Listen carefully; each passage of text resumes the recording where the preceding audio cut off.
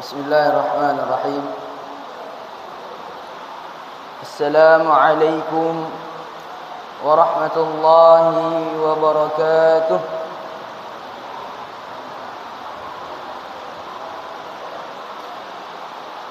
Alhamdulillahi rabbil alamin. Alhamdulillahilladzi bi ni'matihi tatimmus shalihat. Wa bi fadlihi tughfarud dzunub was sayyi'at.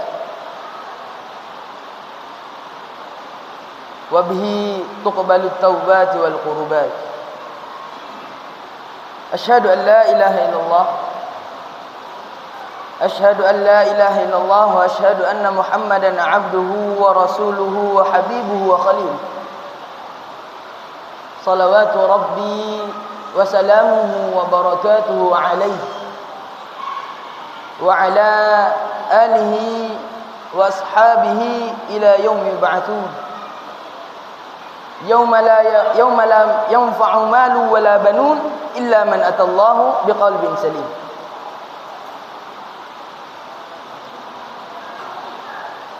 Ayuhal ikhwah al-a'izza, awalan yang pertama, marilah kita panjatkan puji dan rasa syukur kita kehadirat Allah Subhanahu wa taala. Yang mana Allah Subhanahu wa taala telah menyempatkan kita untuk berkumpul di dalam masjid yang insyaallah diberkahi ini dalam rangka untuk melaksanakan salat tarawih secara berjamaah. Yang kedua kalinya yakni salawat diiringi salam yang akan dia sampaikan atas baginda kita Nabi Muhammad sallallahu alaihi wasallam, yang mana beliau telah membawa atau membimbing menggiring dinul Islam, agama Islam, minadh dhulumat ila nur. Ayuhal ikhwa al-a'izza, qala Allah Ta'ala fi kitabihil karim, Allah berfirman dalam Al-Quran, ya ayyuhalladzina amanu. Menurut ana di sini semua orang yang hadir di sini beriman. Berarti kita semua dipanggil. Dipanggil untuk menyambut seruannya. Berapa orang banyak di luar sana yang dipanggil oleh Allah Subhanahu wa taala, tapi mereka menghiraukan panggilannya. Mereka sibuk dengan dunianya. Padahal jelas Rasulullah menyampaikan dalam sabdanya, "Lau kanatid dunya ta'dulu 'indallahi janaha ba'udah."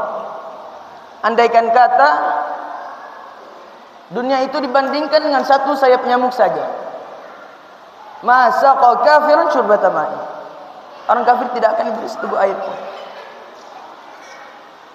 Antum lihat bangunan di luar sana yang megah-megah.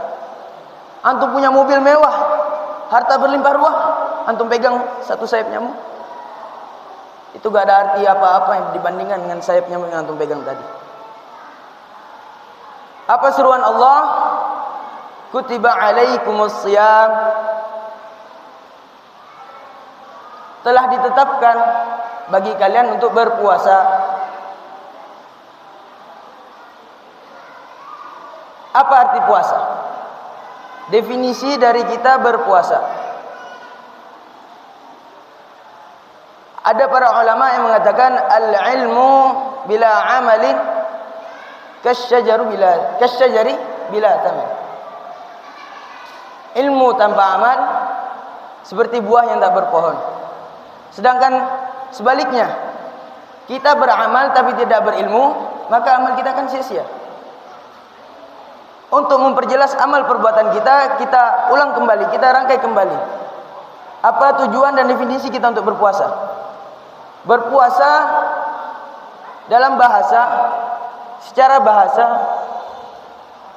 yakni imsak. Apa makna imsak? Menahan. Andaikan para jamaah lihat kalau di alarm jam sekian imsak sebelum salat subuh, ya itu berarti menahan, yaitu secara bahasa. Sedangkan secara istilah, menahan segala hawa nafsu kita dari bermaksiat kepada Allah Subhanahu wa taala, dari terbitnya fajar sampai terbenamnya matahari.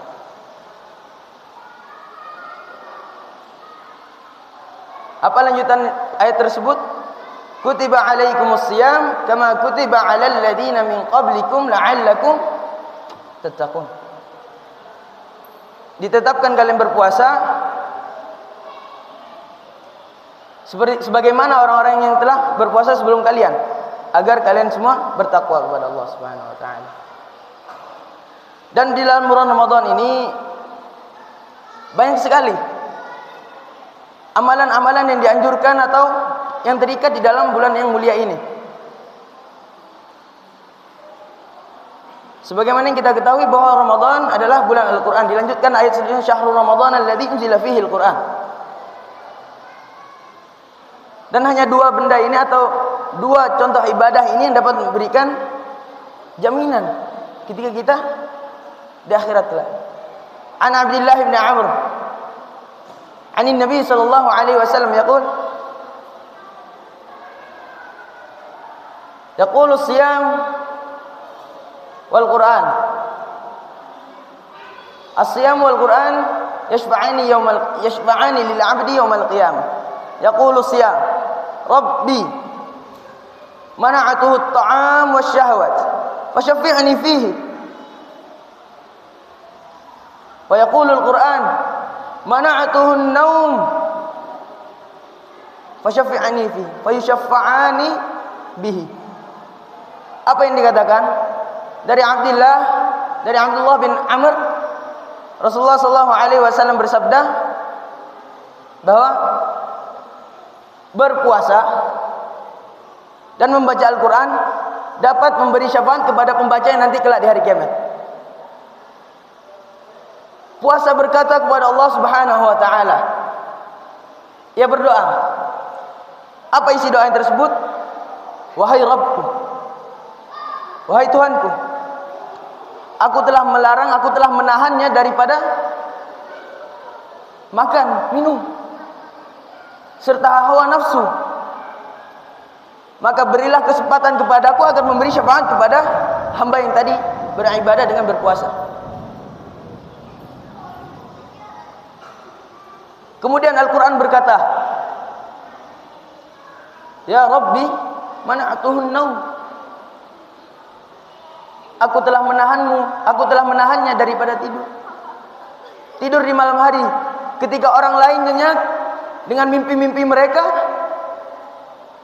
tetapi seorang hamba meniatkan diri, berpuasa diri pada tengah malam hanya untuk bertemu Allah Subhanahu wa taala. Yang dimana Allah turun pada saat itu dan kita berdoa seakan-akan anak panah kita mengenai tepat pada sasarannya. Apa kata Al-Quran? Wa syafi'ani fi.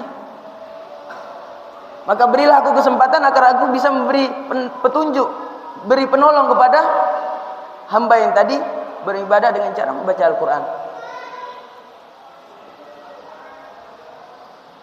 Fa yashaffa'ani fi.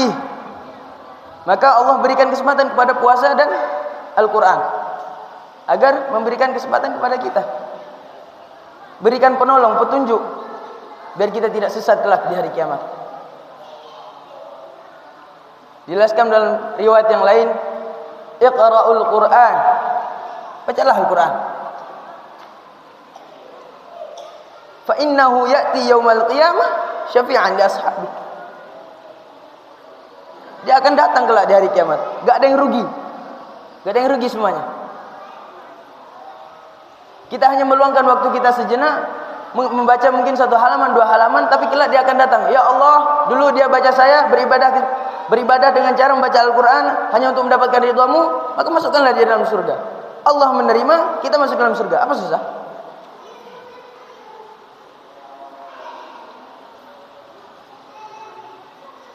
Maka yang harus kita garis bawahi di sini, jangan biarkan waktu emas kita terbang sia-sia hanya karena kita lalai, kita cuai.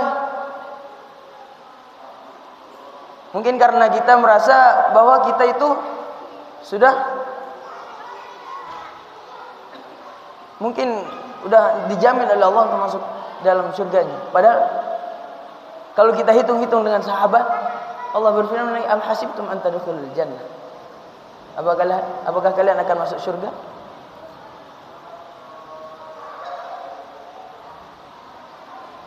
Bahwa bulan Ramadan ini adalah waktu emas kita, kesempatan kita. Yang Allah janjikan lagi pada malamnya akan turun Lailatul Qadar. Maka itu kesempatan emas kita untuk kita selalu beribadahnya dengan salah satu cara ibadahnya ini dengan baca Al-Quran. Mungkin hadza faqat minni. Ashkurukum ala husni ihtimamikum. Naktafi bihadzal qadar. Asta'fikum min kulli khata'in wa nisyanin.